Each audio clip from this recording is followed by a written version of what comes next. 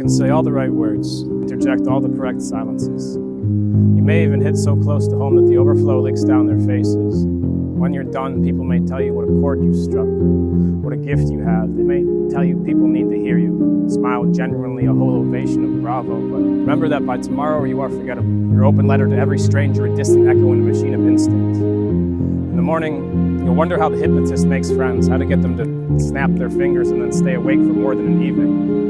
You'll find yourself torn between the sword and the pen. You strike home, but not hard enough. You need them to break, to say something so perfect it tattoos itself to them, so that instead of awing the audience with spark and magic trick, your mouth becomes a lighthouse to a sea of sinking ships and floods the waves of drowning souls with one good reason to swim. But then you think you shouldn't need to code your truth in a riddle painted by 1,000 metaphors for home and having lost something. You shouldn't need to carve out this metaphor on the mask of a page, translate dark and daylight over a microphone, not ready to carry life like a poem, with any presence for the real of what is happening here.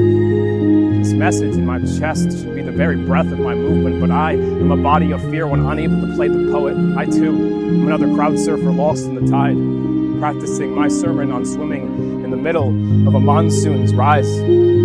So I crash the brick with clash and eat my teeth to death. So I spit you back up in the last of my forgotten breath. So I write you down in pages of stories that I am inkless for.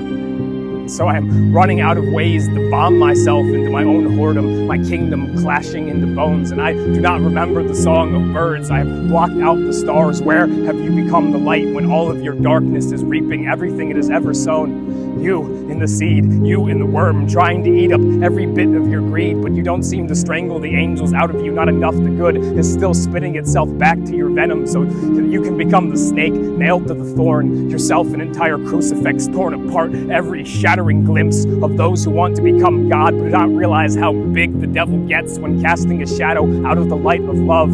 How do you not crush your hands with the stones of it? How do you not claw your way for the breath of it? How do you forget the flowers even though they surround you with the grow of it? Inside every song you sing, inside every story you tell and the jokes you laugh at, you seem to have fallen so far from the thing you fell from, you've forgotten what it even was, a tree, a tree, a tree. And how can you not breathe when you just leave? You leave, but you've been here this whole time and you grieve. You grieve. Everything that's been there this whole time, it's still there living. You see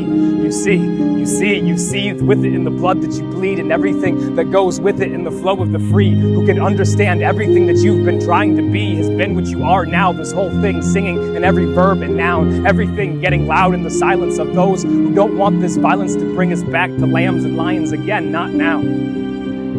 Just lie down together in the love of a memory that you treasure, your family, a tree branching out forever.